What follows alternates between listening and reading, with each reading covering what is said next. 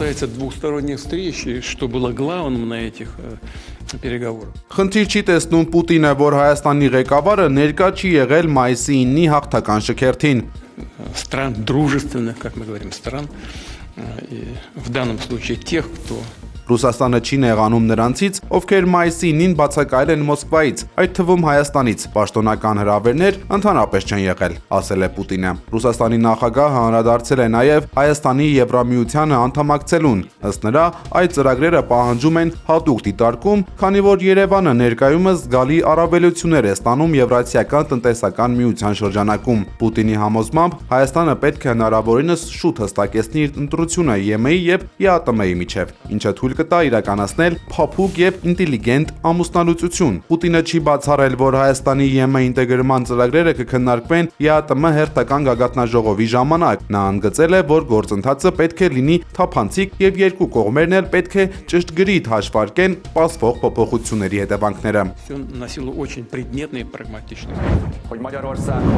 Հունգարիայում Վիկտոր Օրբանի 16-ամյա կառավարմանը վերջ տված երկրի նոր ընտրված վարչապետին Պետեր Մադյարին շնորհավորել է Նիկոլ Փաշինյանը գրելով. «Մենք պատրաստ ենք խորացնել Հայաստանի եւ Հունգարիայի միջև բարեկամական եւ փոխշահավետ հարաբերությունները»։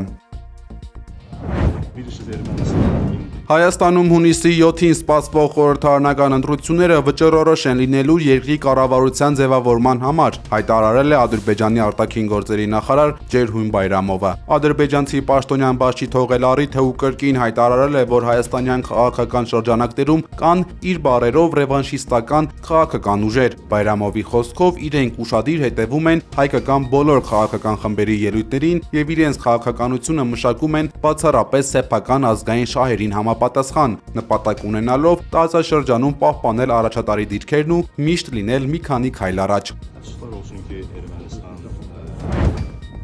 Իսրայելը գաղտնի ռազմաբազա է տեղակայել Իրաքի անապատում Իրանի դեմ օդային արշավին աջակցելու նպատակով։ Այս մասին հայտնել է The Wall Street Journal պարբերականը, հղում անելով ԱՄՆ պաշտոնյաներին եւ այլ աղբյուրների։ Հենակետի գոյությունը գաղտնի պահելու համար իսրայելցիները դիմել են ծայրահեղ քայլի։ Դրանք օդից հարվածել են իրաքյան այն ստորաբաժանումներին, որոնք մարտի սկզբին պատահաբար մոտեցել են տարածքին ու փորձել բացահայտել բազան։ Իրաքյան լրատվամիջոցները հաղորդել էին, որ հեռավոր շրջաններից տեղի հովիվը արտասովոր ռազմական ակտիվություններ նկատել։ Հոդվածում մեջբերվում է նաև Իսրայելի ռազմաօդային ուժերի այն ժամանակվա հրամանատար գեներալ-մայոր Թոմեր Բարի մարտ ամսին արված հայտարարությունը, որտեղ նա նշել էր, թե հատուկ նշանակության ուժերը արտակարգ գործողություններ են իրականացրել Իրանի հետ հակամարտության ընթացքում։ Ըստ փորձագետների, Իրաքի արևմտյան անապատը, որտեղ ըստ հաղորդումների գտնվել է բազան, իդեալական վայր է գաղտնի ռազմակայանի համար։ Հանտավիրուսի բռնկման հետևանքով ճգնաժամային իրավիճակում հայտնված Հոնդիուս Սպոսանավ այսօր առավոտյան ժամանել է Տեներիֆեի Գրանադիլիա նավահանգիստ։ Նիդերլանդների դրոշի ներքո նավարկող այս նավում հայտնաբերված վարակի հետևանքով արդեն 3 մարդ է մահացել։ Նիդերլանդների 2 եւ Գերմանիայի 1 քաղաքացի, իսկ ընդհանուր առմամբ հաստատվել կամ կասկածվում է վարակման 8 դեպք։ Առողջապահության համաշխարհային կազմակերպության եւ Եվրամիության խնդրանքով Իսպանիան ստանձնել է ուղևորների տարհանման գործընթացը, որը համակարգելու նպատակով կղզի է ժամանել նաեւ ԱՀԿ գլխավոր տնօրենը։ Նա բացնամակով դիմել է տեղի բնակիչներին հավաստիացնելով, որ սա նոր COVID չէ եւ հանրության համար ռիսկերը ցածր են։ Ըստ մշակված պլանի ուղևորները նավից ափ կտեղափոխվեն փոքր նավակներով, որտեղ բժշկական ստուգում անցնելուց հետո հատուկ մեկուսացված ավտոբուսներով կտեղափոխվեն օդանավակայան իրենց երկրներ մեկնելու համար։ Առաջինը կտարհանվեն Իսպանիայի քաղաքացիները, իսկ նավի անձնակազմի 30 անդամները կմնան բորտում եւ կուղղվեն դեպի Նիդերլանդներ, որտեղ նավը կենթարկվի ամբողջական ախտահանման։ Մինչ այդ առողջապահական մարմինները տարբեր երկրներում, այդ թվում Սինգապուրում եւ Մեծ Բրիտանիայում շարունակում են հետագծել նախկինում նավից իջած կամ հնարավոր կոնտակտ ունեցած անձանց։ Հանտավիրուսը սովորաբար տարածվում է կրծողների միջոցով, սակայն հնարավոր է նաեւ մարդուց մարդ փոխանցումը, ինչն էլ հանդիսացել է նման խիստ նախազգուշական միջոցների պատճառը։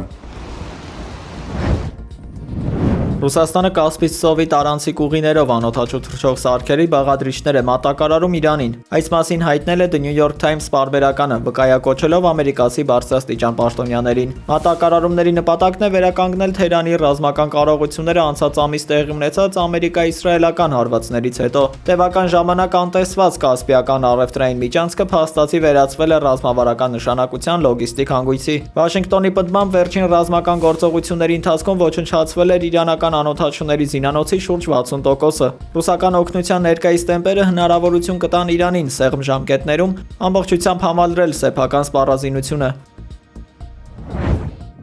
Կատարի վարչապետը Վաշինգտոնում հանդիպել է ԱՄՆ փոխնախագահ Ջեյ Դի Վենսին, քննարկելու Թեհրանի հետ հարաբերությունների կարգավորման հնարավորությունները։ Վերջին երկու շաբաթվա ընթացքում Դոհան դարձել է ամերիկա-իրանական շփումների կենտրոնական հարթակը։ Դոնալդ Թրամփը շաբաթներ շարունակ պնդել է, որ Շեյխ Թամիմ Բեն Համադ Ալ Թանին անձամբ ներգրավի այս գործընթացում։ Կատարի ղեկավարությունը սկզբնապես խուսափել է միջնորդությունից, սակայն ի վերջո ընդունել է Սպիտակ տան առաջարկը։ Իսլամաբադը դեռևս պահպանում է բանակցությունների գլխավոր միջնորդի դերը, իսկ Դոհան պարզապես միացել է տարածաշրջանային դիվանագիտական ջանքերին։ Այս գործողությունների վերջնական նպատակը երկարաժամկետ համաձայնության կնքումն է, թեև նման հեռանկարը դեռևս անորոշ է։ Դոհան նախկինում եւս միջնորդել է Գազայի հրադադարի հարցում, օգտագործելով Թրամփի վարչակազմի հետ ունեցած իր սերտ կապերը։